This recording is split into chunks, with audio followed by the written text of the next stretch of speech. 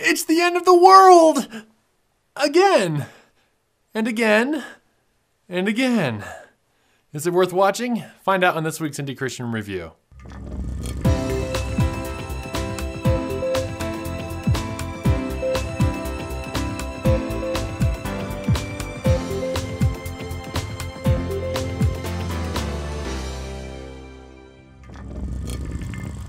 Now, when it comes to indie Christian films, it seems like they fall under one of two main categories: sentimental tearjerker drama and end times thriller. Now, I don't have much of a problem with the former, but there sure seems to be way too many of the latter. And at first glance, they all seem to just be telling the same story. So I decided to see if that was true. I watched 7 different end times movies, and I'm going to tell you what I thought of them. So sit back and get ready. It's the Attack of the End Times movies. If we're going to look at end times movies, we've got to start with A Thief in the Night. This gem from 1972 is the granddaddy of all end times movies, arguably of independent Christian films in general.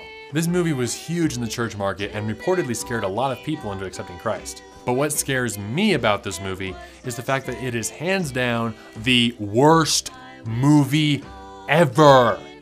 The acting, the cinematography, the editing, all horrible. The first half of this movie is nothing but horrendously delivered sermonettes and cliches. It didn't get to any degree of interesting until the second half of the movie after the rapture happens, but even then, it's just the main character running away from people. Now, granted, the twist ending was clever, but 2 minutes of clever does not make up for 65 minutes of worst movie ever. But what really gets me about this movie is the impact it had. It seems like every Christian film after A Thief in the Night has followed the same pattern of horrible acting, horrible dialogue, horrible writing, sermonettes and cliches wrapped around an illusion of a story. Even Sherwood Pictures films fall into this trap just a little. Not horribly, but a little. But thankfully, it looks like we are finally shedding Thief in the Night's influence and telling some good stories. In some areas of the But as horrible as A Thief in the Night was, at least it's not as boring as Years of the Beast. Now, I'm not going to dwell much on this 1981 classic, because there's just not much to dwell on. The storyline is confusing, the special effects are laughable, even taking into account that it's from the 80s, and the pacing is just so slow. The acting is decent considering what the cast had to work with, but there's just not much to this movie. Now let's fast forward a little bit to something a bit more modern, with The Gathering from 1998. The Gathering is about a new believer, his unbelieving wife, and her antagonistic, atheistic mother, who all start having visions of the rapture and the tribulation. Whereas most portrayals of the rapture usually have people going all Obi-Wan Kenobi and just vanishing, The Gathering tries to put some pizzazz into it with, "Holy cow, lens flares!" Now The Gathering's not as bad as A Thief in the Night, but it's pretty close, especially in the acting and story department. It's a very bland story that tries to be edgy and clever, but fails miserably. At least A Thief in the Night had a twist ending. The Gathering tells you how it's going to end throughout the whole movie. Overall, it's another fail to add to the list. Now this next one really has some promise. 6, The Mark Unleashed, released in 2004. Now this one stars some of my favorites, David White and Kevin Downes. These guys make a great team, especially in the Moment After movies, which I'll talk about in a little bit. In this movie, Earth has already been taken over by the Antichrist, and people have to have a mark in their hand or their forehead in order to be part of the community. If you don't have a mark, well, let's just say you won't be getting ahead anytime soon. Sorry.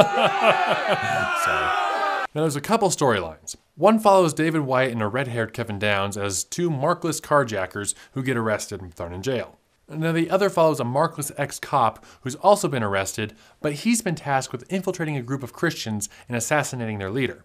While in prison, they meet Stephen Baldwin playing one of those all-knowing mystic types, and Eric Roberts playing a Gotham City crime boss. No? Okay, how about a renegade Time Lord known as the Master? Okay, he is a bad guy in this one, right? Oh, you mean he's playing a morally ambiguous, kind of, sort of, maybe a good guy? Okay, great. I'm sure he's a really essential character and, does a lot to contribute to the story. Or not. And with that disappointing twist about 5 minutes into the movie, it all goes downhill from there.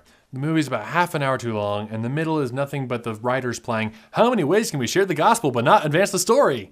Though the acting and the cinematography are good, the story itself is just really slow. And when the story's finally wrapped up, not much has really happened. There's not much character development, nothing significant happens in the world, and when the credits were rolling, the whole story just felt kind of pointless. 6, The Mark Unleashed had a lot of promise, but failed to deliver. Alright, I guess I've stalled long enough. I can't do a review of end times movies without talking about this one. The one that all end times movies are measured against, Left Behind. Yeah, no, I don't sound too enthused about this one. It's not that the movie itself is bad per se, it's just not all that great. It does a decent job of sticking to the book, much better than its sequel does, that's for sure. But it's just a mediocre movie. I mean, the acting's okay, the cinematography's okay, the story's okay, though a little bit rushed. The biggest problem I have with this is how it seems to make a point of not talking about Jesus. I mean, this is the only Christian movie I've seen that has not 1, but 3 conversion instances with no mention of Jesus. I mean, seriously, how is it even possible to do a movie about biblical end times prophecies and not talk about Jesus? It's not like the books did that. I mean, did they not think they could get a movie into the theaters if they talked about Jesus? Never mind that this is biblical end times prophecies we're dealing with here. I guess when I watch this, I just have to wonder what their inspiration was. Actually, according to my research, Tim LaHaye and Jerry Jenkins, the authors of the Left Behind series, cite A Thief in the Night as their main influence. Oh. Well, that explains a lot. Okay, so I'm sick of talking about all these horrible movies. Let's talk about 2 that are actually good. I'm talking about The Moment After and The Moment After 2. The Moment After came out in 1999 and starts off feeling like yet another Left Behind ripoff. But then it actually starts to get interesting. We're not following a bunch of Ivy League superstars who are thrown right into the forefront of prophetic events. We're following 2 average everyday guys. Okay, they're FBI agents, but they feel a lot more real than the Left Behind characters. Now, I've written reviews for both movies on IndyChristianReview.com, so I'm not going to go over the story or anything. You can check it out there. But I just want to say that these 2 movies, especially the second one, are hands down the best end times movies I've ever seen. What makes them good is that they're telling stories about interesting characters that just happens to take place during the end of the world. The focus isn't on the filmmaker telling us how they think the prophecies are going to be fulfilled. The focus is on telling a good story about compelling characters. And that should be the goal of any movie, end times or otherwise. And with that, let's wrap up with my thoughts on the end times genre as a whole. Now, my 2 biggest complaints about end times movies are, 1, there's so many of them, and 2, they're all so lame. They're the epitome of Christians trying too hard to be cool and edgy, but sacrificing story quality for theological correctness. Yes, theological correctness is important, but we can't let that be the reason for compromising story quality. And not to mention, they all seem to be coming from the same eschatology. Mr. Researcher, tell them about eschatology. Eschatology, the study of the end of all things. Now, despite what Christian filmmakers seem to be telling us, there are actually numerous interpretations of the biblical prophecies concerning the end of the world. The big 3 are premillennialism, postmillennialism, and amillennialism. And each of these have numerous subsets and branches. Now, most end times movies espouse a premillennialistic view of a pre-tribulation rapture. Right.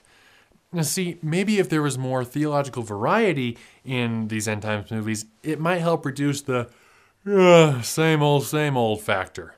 If you're going to make a movie, try telling a different story than the one that's been told since 1972. And that goes with remakes and unnecessary sequels. Well, that's all the time we have. Be sure to like us on Facebook, follow us on Twitter, and check out our other reviews at IndyChristianReview.com.